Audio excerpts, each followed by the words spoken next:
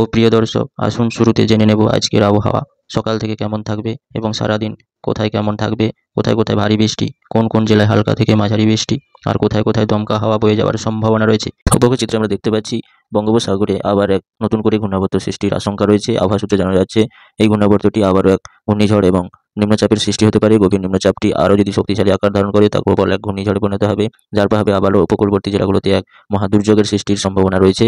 তবে আজকের দিনে সারাদিন বাংলাদেশ এবং পশ্চিমবঙ্গের বিভিন্ন জেলাগুলোতে কেমন থাকবে? পশ্চিমবঙ্গের উপকূলবর্তী জেলা যেমন কলকাতা আর উত্তর চব্বিশ পরগনা, দক্ষিণ চব্বিশ পরগনা এইসব জেলাগুলোতে আজকে কনকনে শীতল বাতাস বয়ে যাওয়ার একটা জোরালো সম্ভাবনা রয়েছে। পূর্ব মেদিনীপুর, পশ্চিম মেদিনীপুর, বাঁকুড়া এইসব জেলাগুলোতে উত্তরে শীতল বাতাস আরও জাঁকিয়ে আসবে এবং যার প্রভাবে কনকনে শীতল বাতাস প্রবেশ করবে। এবং উত্তর দিনাজপুর, দক্ষিণ দিনাজপুর এইসব জেলাগুলোতে আজকে সকালে কুয়াশাচ্ছন্ন থাকবে এবং দুপুর বাড়ার সঙ্গে সঙ্গে মেঘলা আকাশ থাকলেও উত্তরে শীতল বাতাস বইতে শুরু করবে, যার প্রভাবে রাতের দিকে গভীর শীতল বাতাস থাকবে এবং আবহাওয়া বেশ কনকনে শীতল থাকার সম্ভাবনা রয়েছে।